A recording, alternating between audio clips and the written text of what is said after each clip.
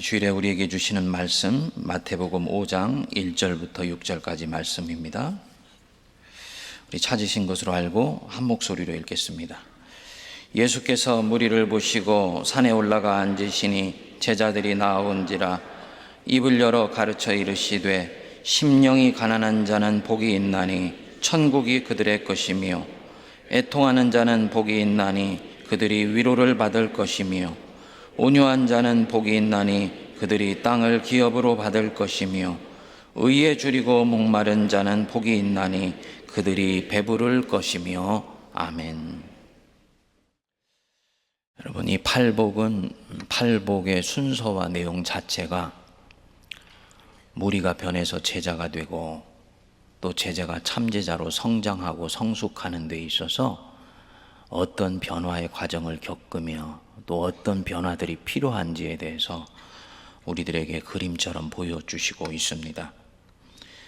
가난한 심령이 되어 하나님을 찾아 나선 사람은 그 사람의 내면과 삶 전체가 하나님 앞에 이제 노출되게 됩니다. 그러면 이 사람 속에 자기 자신이 죄와 악으로 가득 차 있었던 그런 삶과 그런 내면 세계를 가지고 살아오고 있었다는 것들을 발견하게 되면서 속상해하고 안타까워하고 나아가 애통해하는 심령을 갖습니다. 이 사람은 참으로 복이 있는 것이 하나님의 위로가 이런 사람에게 특별히 임하게 됩니다. 그래서 그 위로하심에 의해서 영혼이 부드러워지고 내면에 긴장되고 경직되었던 것들이 하나씩 둘씩 풀어지게 되지요. 자연히 밖으로는 온유한 모습으로 나타나게 됩니다. 자기 자신 안에 사수해야 될 그 무엇이 더 이상 있지 않기 때문입니다. 하나님 한 분이면 충분한 마음의 자리로까지 나아가게 되었기 때문입니다. 그는 자신의 생에서 받을 하나님이 자신에게 주시는 몫의 축복을 이제 누립니다. 그것이 땅을 기업으로 받는 것입니다. 그런데 내가 참으로 그리스도의 제자로 자라가며 참제자가 되기 위해서는 여기에서 멈추어서는 안 된다는 것입니다. 다음에 네 번째 복으로 나아가야 됩니다. 네 번째 복이 뭡니까? 6절, 의에 줄이고 목마른 자는 복이 있나니 그들이 배부를 것임이라. 마카리오이, 복되도다. 생명이 충만하도다. 어떤 사람이 호이 베이논테스, 배고픈 사람, 그리고 딥손테스, 목이 마른 사람. 배가 불러야지 행복하다고 그러는데 세상은 목이 촉촉히 축여져 있어야지 그 사람이 복이 있다 그러는데 우리 주님은 그렇지 않아. 배고프고 목마른 사람이 복이 있어 라고 말씀을 합니다. 여러분, 우리 모든 인간은 다 이 목마름과 다 이 허기짐을 자기 안에 가지고 있습니다. 이전에 먹고 사는 문제가 해결되지 않았을 때는 음식에 줄이고 목이 말랐지요. 현대인들은 다른 것들에 줄이고 목마릅니다. 비상적인 만남이 아니라 진정한 만남을 갖고 싶은 것에 목이 말라 하고요. 영혼과 영혼이 불꽃을 튀길 수 있는 그런 진정한 영적 교제에 대해서 목말라 하고요. 입술로 하는 사랑이 아니라 참사랑에 목이 말라 합니다. 공통된 특징이 있습니다. 이런 일들은 인격 대 인격이 거짓 없이 참된 자기로 만났을 때야 이 굶주림이 해소가 되는 것입니다. 이런 굶주림과 목마름이 해소되지 않으니까 사람들은 환락을 즐기기도 하고 성적 쾌락에 빠지기도 하고 다른 어떤 것에서 즐거움을 가지려고 애를 씁니다. 영적인 사람들은 교회를 찾아오기도 하지요. 교회를 다니면서 하나님을 제대로 만나서 사귀게 되면 비로소 목마름이 해결되게 됩니다. 영혼의 본향에 자기 자신을 맡겼을 때만이 오는 만족감을 이 사람이 누리기 시작하는 것입니다. 그런데 교회에서 많은 성도들이 이 하나님을 만나서 하나님과 함께 그 목마름을 축이기 이전에 사역에 과도하게 함몰되어서 일에 빠지기도 하고 종교적인 명예에 탐닉을 하기도 하고 또 속사람이 변화되기도 전에 경건의 행위에 함몰되어서 결국은 표면적인 유대인에 머무르고 내면적인 유대인이 되지 못하는 경우들이 생깁니다. 사람의 칭찬에서 자기의 목마름을 해소하려고 하게 됩니다. 그의 영혼은 알고 있어요.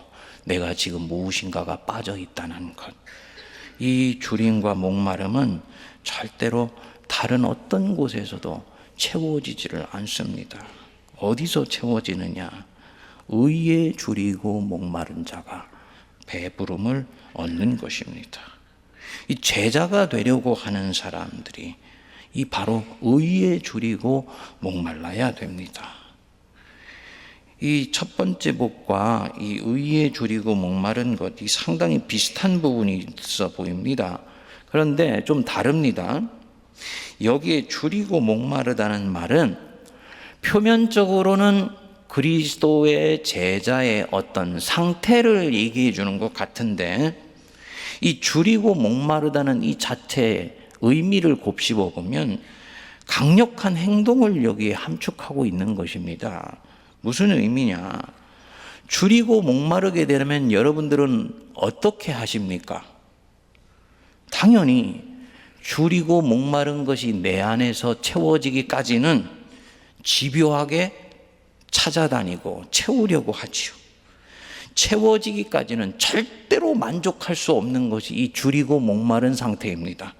그러니까 줄이고 목마르다는 이 말은 비로소 네 번째 복에서부터 나왔을 때부터는 이제는 그리스도의 제자인 그로 하여금 이것을 채우기 위해서 행동에 나서기 시작한다는 것을 뜻합니다.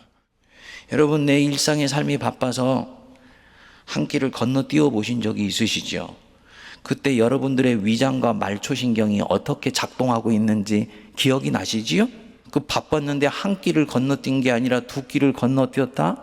그러는 가운데 음식점을 지나가게 되면요, 여러분들의 후각이 얼마나 예민하게 작용을 합니까? 동네에 있는 멍멍이만큼이나 우리 후각이 예민하게 작용을 하여서 이때까지 그 음식점 지나갈 때는 한 번도 느끼지 못했던 음식 맛을 내가 맡고 있다는 것을 자기가 발견하게 될 것입니다. 이게 무슨 상태냐? 줄이고 목마른 상태입니다. 이 사람은요, 시간만 타면요, 음식점 앞에서 머무는 것이 아니라 음식 앞에 서서 허겁지겁 먹고 내 안에 포만감이 가득 채워지도록 채우고 또 채울 것입니다. 이게 줄이고 목마른 거예요. 의에 줄이고 목마르다는 것은 바로 이런 상태를 얘기를 하는 것입니다. 이 말은 배고픈 사람이 음식에 대해서 욕구를 느끼듯이 의에 대한 강렬한 욕구를 가지고 있는 사람, 의의 욕구가 열망으로 느껴져서 그것이 채워지지 않으면 견딜 수 없게 느끼고 있는 그 사람이 복이 있는 사람이다 라는 것입니다. 그러니까 이 의를 향한 강렬한 행동을 한다는 거예요. 우리가 이때까지 교회를 다니고 주님을 섬기면서 우리가 소위 배고파하고 목말라하고 찾아다녔던 것과는 다른 것을 지금 주님께서 우리에게 목말라 해야 되고 너희들이 배고파해야 된다고 말씀하고 있는 것 아닙니까? 그럼 여기서 우리 주님이 말씀하신 이 의의 욕구라는 것은 무엇을 구체적으로 말하는 것이냐?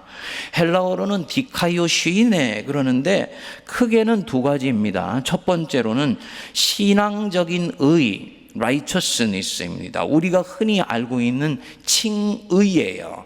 하나님이 우리를 의롭다고 인정해 주시는 바로 그것에 대해서 끊임없이 주님께 구하고 주님께 찾고 그것에 대해서 사모하는 마음을 가져야 된다는 것입니다. 그래서 여기에서 이 의는 하나님과의 바른 관계를 뜻합니다. 뭐를 뜻한다고요? 하나님과의 바른 관계.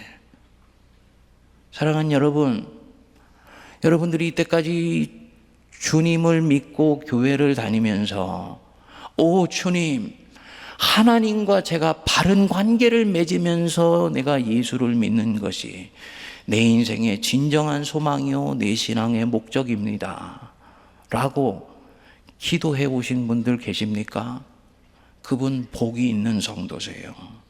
근데 많은 성도들이 이 하나님과의 바른 관계에 대해서 깊이 생각하지를 않습니다. 오히려 하나님과 나와의 관계를 가로막는 것들에 의해서 끊임없이 훼손되어져 버리더라고요. 하나님과 나와의 관계를 막는 원수가 무엇이고 장벽이 무엇이겠습니까? 죄지요, 죄.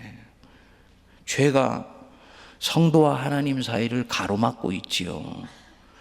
그래서 마틴 로이드 존스는 산상수훈에서 이 의를 향한 목마름을 놓고 온갖 형태의 죄에서 해방되려고 하는 욕구다, 그렇게 얘기를 했습니다. 합당한 해석이에요. 의에 줄이고 목마르다, 이 말은 온갖 형태의 죄에서 내가 노임받아서 그것으로부터 자유케 되고자 하는 열망을 말하는 것입니다. 죄의 민감성을 갖는 것에 대해서 이미 일복에서 이야기를 했었습니다. 그리고 자기 안에서 그것이 발견되었어요. 그때 나는 그것을 가지고 애통해하게 됩니다.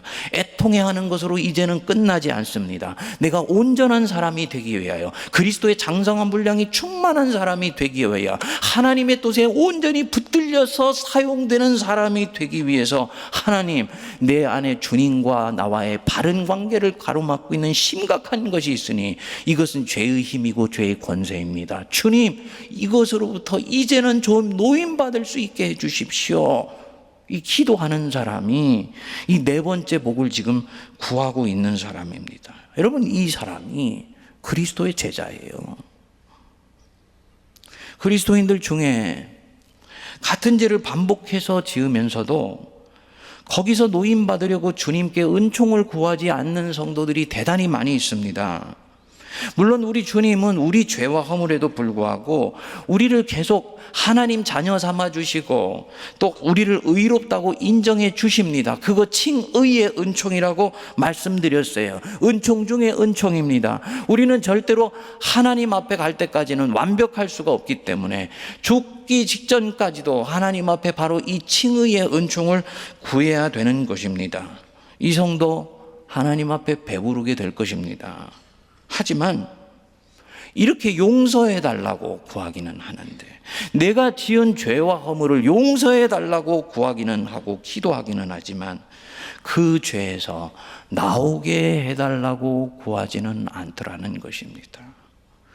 더 이상 내가 이제는 그 죄를 짓지 않을 수 있게 해달라고 구하지는 않더라는 것입니다. 성화의 은총을 구하지를 않는 것입니다. 지금 그 사람 의에 줄이고 목마르지 않은 것입니다. 그리스도인 중에는 이미 하나님의 영이 내 안에 와 있기 때문에 이 성령은 나로 하여금 내가 무엇이 잘못되었는지, 내가 어떻게 지금 하나님의 뜻과는 멀어져 있는지를 우리에게 이미 가르쳐 주시고 계세요. 그리고 그것이 성령께서 우리 안에서 하시는 일입니다. 자기가 세상적인 욕심에 깊이 빠져 있다는 것을 사실은 나는 알고 있습니다. 그러나 그것에 대해서 나오려고 하지는 않습니다.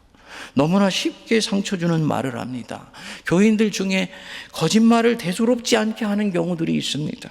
진실을 살짝 왜곡시켜서 자기를 정당화하는 경우들이 있습니다. 그리고 이분들은 그 안에 성령이 있기 때문에 자신이 잘못되었다는 것을 알고 있습니다.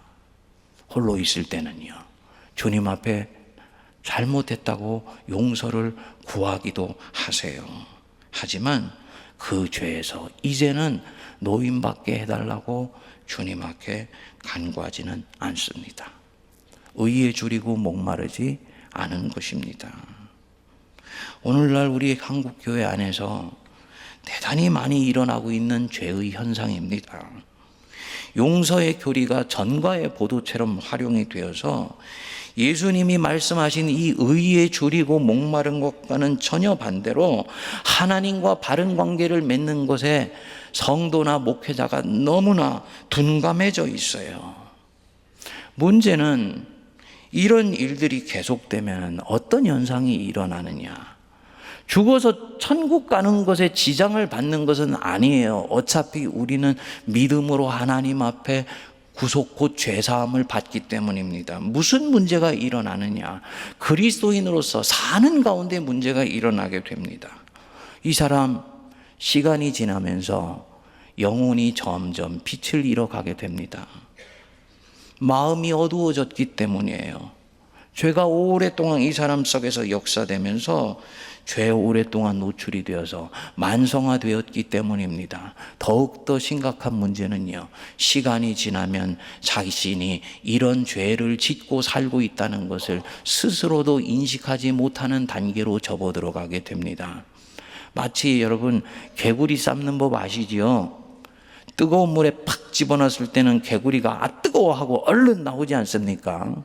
그런데 차가운 물에 넣어놓고 서서히 데피면 나중에는 지가 삶기는 줄도 모르고 푹 삶겨집니다. 성도가 죄 안에서 있는 모습이 그와 같아요.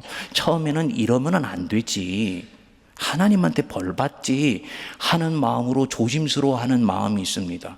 그런데 시간이 가니까 그 죄를 지어도 주님 앞에 잘못됐다고 용서를 구하면 내 인생 속에 그다지 심각한 문제가 일어나지를 않는 것 같습니다. 그러니까 이제는 조금씩 이것과 친숙해지게 됩니다. 나중에는 구하지도 않게 됩니다. 죄가 나를 먹고 내가 이미 죄를 먹어버렸기 때문입니다.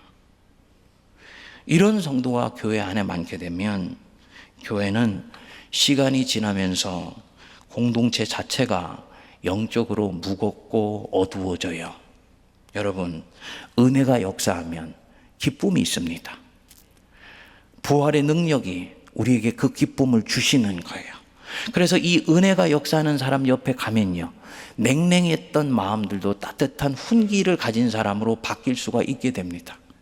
그런데 은혜가 역사할 공간을 죄악이 움직이거나 율법이 움직이게 되면 따뜻한 마음을 가지고 있었던 사람들도 서늘하게 식어버리게 됩니다.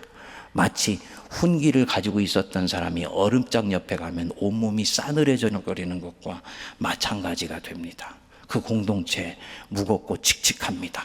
성령을 구하지만 성령은 그 안에 계시나 역사가 일어나지를 않아요. 빨리 개인도 공동체도 돌이켜야 되는 것입니다. 하나님과 바른 관계를 맺고 사는 것에 목이 말라서 자기 안에 있는 하나님과 자기 자신을 가로막고 있는 크고 작은 죄에 대해서 인식할 뿐만 아니라 이제 목이 마르기 때문에 이것에 대해서 어떻게든지 극복해서 자유함을 얻기 위해서 몸부림을 치는 사람, 히브리서에서는 얘기하기를 피 흘리기까지 죄와 투쟁하는 사람이라고 이야기를 했습니다.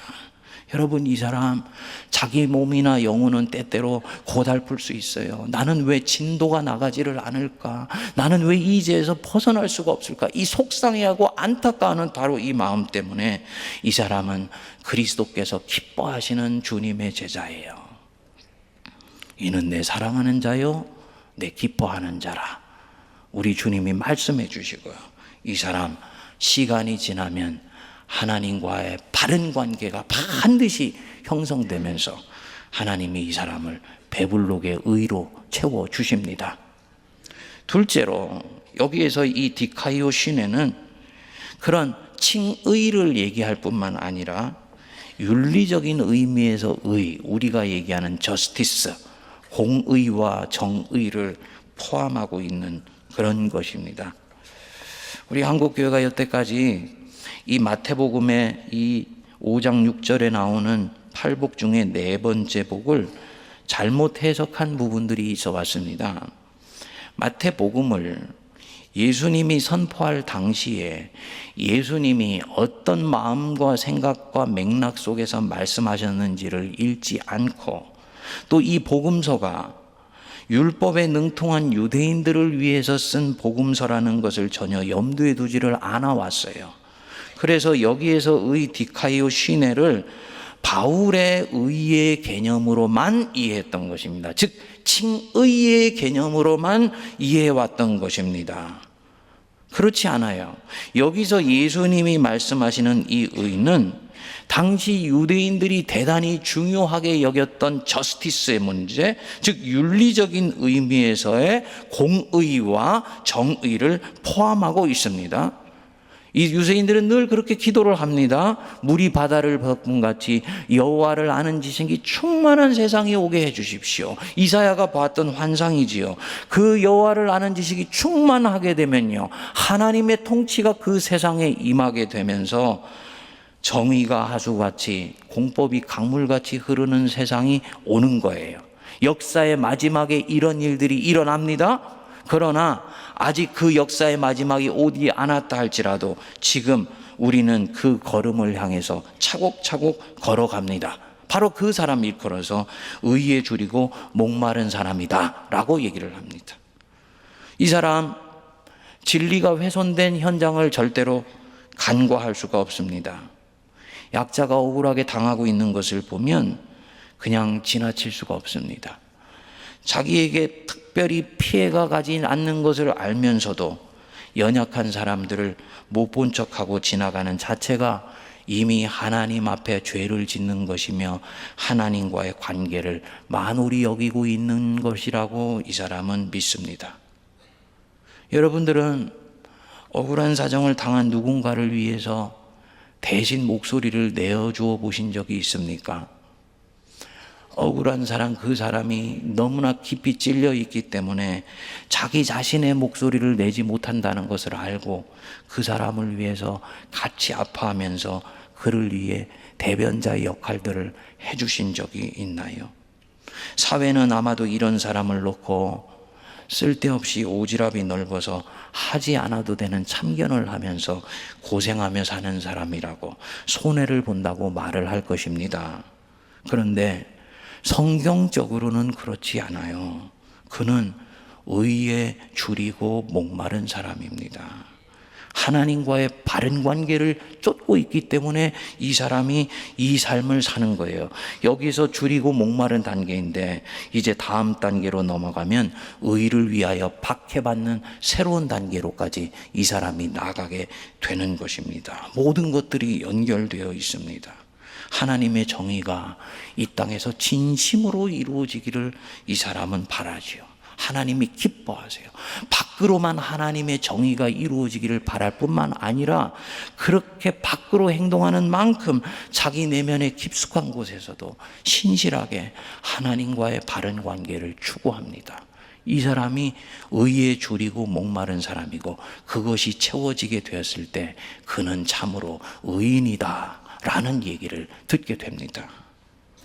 올해가 3.1운동 100주년이어서 일제시대 독립운동을 했던 분들에 대해서 우리 사회가 조명을 많이 하고 있지 않습니까? 2019년 4월에 독립운동가로 보훈처가 도산 안창호 선생을 선택을 했습니다. 저는 이분을 너무너무나 존경해요.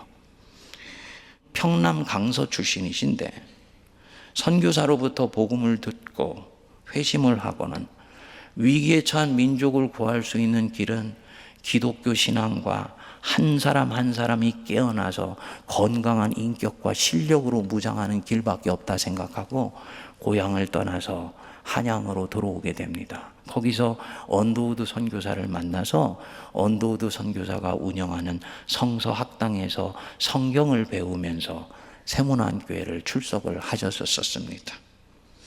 독립운동가고 교육가고 애국계몽 사상가로 평생을 민족의 독립을 위해서 사심없이 바쳤던 분이십니다.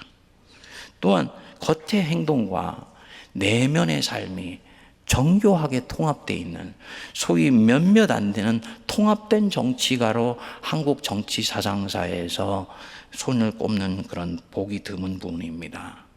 1919년에 상해 임시정부가 생기게 될 즈음에 많은 젊은 독립운동가는 이 도산 안창호 선생이 상해 임시정부의 초대 총통이 되기를 바랬습니다. 사심이 없고 공명정대한 분이라는 것이 이미 드러났기 때문입니다. 일을 하는 솜씨도 아주 탁월한 것을 사람들은 알고 있었습니다. 그런데 선생님은 한사코 이것에 대해서 반대를 합니다. 이유가 있었어요. 독립운동의 핵심이 이념이나 지역이나 계층 차이를 뛰어넘어서 대동단결하고 하나가 되는 것이다. 그런데 우리 한국 사람은 작은 차이를 놓고도 다투기 일상이고 작은 공을 얻기 위해서 분열이 일어나서 진정으로 독립을 이루기 위해 중요한 것은 총통이 되어서 앞에서 이끄는 것이 아니라 이 분열을 극복하고 마음을 하나로 합치는 것이라는 결론에 이르게 됩니다. 그래서 자기가 그 자리를 뒤로 물르고 이승만 박사를 초대 총통으로 세우고 이 안창호 선생은 지금으로 치면은 내무부 장관격에 해당되는 내무 대신 자리를 하면서 일종의 모임의 총무 역할들을 다 감당을 하게 됩니다. 참으로 신앙적으로도 그렇고 그 신앙이 정치를 하는 가운데서도 드러난 그런 표본이 되는 분인 거지요. 어느 날 밤에 잠을 자는 중에 부스럭거리는 소리를 도산 선생이 듣게 됩니다. 그래서 화들짝 깨어나서 보니까 한 아리따운 여인이 자기가 잠자고 있는 그 잠자리 안에 몸을 놓은 것을 알게 된 거예요. 얼마나 놀랐겠습니까? 촛불을 켜서 보니까 함께 독립운동을 해왔던 여자인 것을 알게 되었습니다. 선생의 인격과 용모에 너무나 흠뻑 빠져들어 버려서 그만 자기도 모르게 그냥 빨려들듯이 선생님의 침대로 들어오게 된 것이었습니다. 선생이 조용히 옷을 차려입고는 여인을 면박 주어서 내쫓는 대신에 자기 앞에 앉혀놓고 얘기를 했습니다. 그 정열을 조국을 위해서 써라.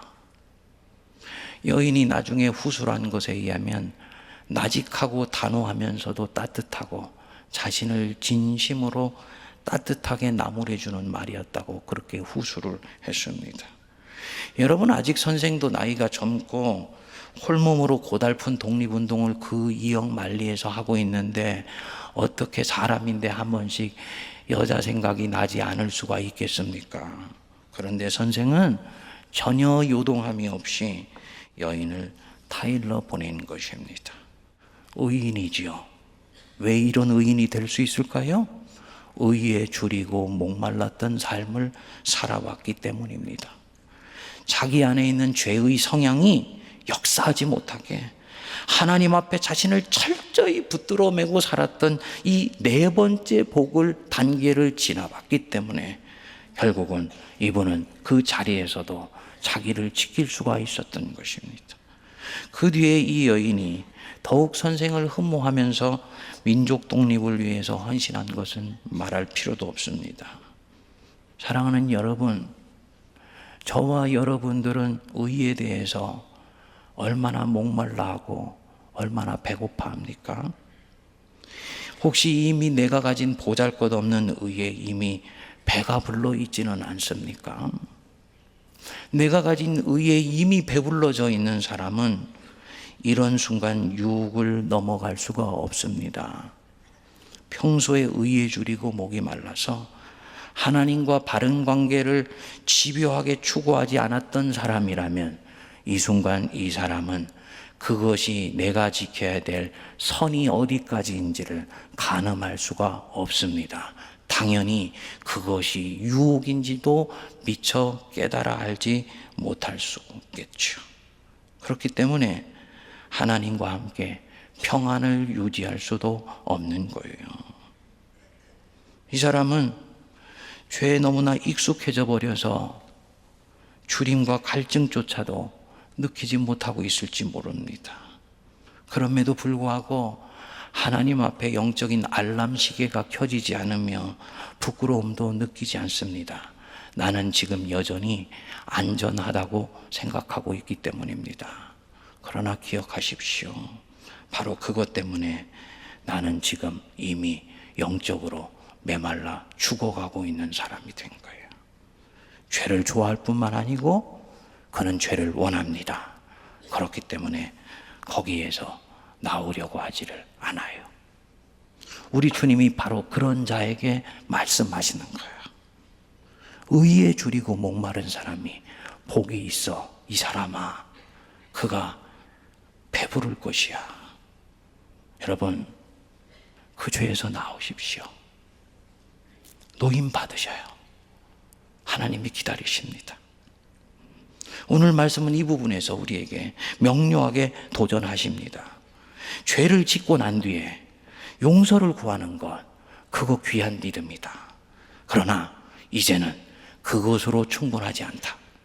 네가 무리로서 예수를 믿을 때에는 네가 적어도 네 죽음 이후의 삶에 대해서 안전을 구하는 것에 있어서는 너는 충분할지 모르지만 적어도 네가 그리스도의 제자가 되고자 한다면 이제는 그것으로 충분하지 않다. 그 죄가 너와 나 여호와의 관계를 가로막고 있다면 하나님과 바른 관계를 맺기 위해서라도 이 반복해서 짓고 있는 죄와 허물로부터 나를 구해달라고 기도할 수 있게 되기를 바란다. 우리 주님이 저와 여러분들에게 말씀하시는 거예요. 우리 세문안교회 5번째 성전에서 우리가 주로 외쳤고 구했던 기도가 바로 이 기도 아니었었습니까? 주님, 우리의 지은 죄를 용서하여 주옵소서. 그러나 저는 이제 이 세문안교회 6번째 예배당에서 새로운 기도가 올라갈 수 있게 되기를 간절히 기도합니다. 주님, 그렇게 지었던 그 죄로부터 이제는 자유함 받을 수 있도록 은혜를 내려 주옵소서. 그 죄로부터 제가 풀려날 수 있도록 저에게 은혜를 내려 주옵소서. 그래서 하나님과 바른 관계를 맺게 되어서 그것이 주는 은혜의 부요함과 풍요함과 넉넉함으로 배부를 수 있게 해 주시옵소서. 그 기도가 이제부터 주님 앞에 본격적으로 올라가게 되어서 5번째, 6번째, 7번째, 8번째 복이 열리는 저와 여러분 되시기를 주의 이름으로 축복드립니다. 기도하겠습니다. 하나님 아버지, 의에 줄이고 목마른 자 복이 있다 말씀하셨으나 저희들 다른 것에 줄이고 목이 말라 정작 이미 배가 채워져 버려서 의를 위하여 줄이고 목이 마른 심령으로부터 멀어져 있었음을 고백합니다. 주님, 오늘 4번째 복을 우리에게 가르쳐 주셔서 하나님과 바른 관계를 집요하게 추구해 나가는 것이 우리가 가장 목말라 해야 되는 것이며 가장 찾아야 되는 것이며 굶주려야 하는 것임을 알게 하여 주심을 감사합니다. 우리 모든 사랑하는 성도들 의의 욕구로 가득 차게 하여 주옵소서. 하나님과 바른 관계를 쫓고자 하는 그 열망으로 저희들이 가득 채워지게 하여 주옵소서. 그래서 주님과 우리와의 관계를 가로막고 있는 그 죄에 대해서 진절머리를 치며 이제는 그것으로부터 노임받게 해달라고 하나님 앞에 기도할 수 있는 저희들 되게 하시고 때가 되었을 때 하나님이 주시는 복음의 풍요함과 넉넉함에 진정으로 배가 부른 4번째 복을 소유한 저희들 되게 하여 주옵소서. 예수님 이름으로 기도하옵나이다. 아멘.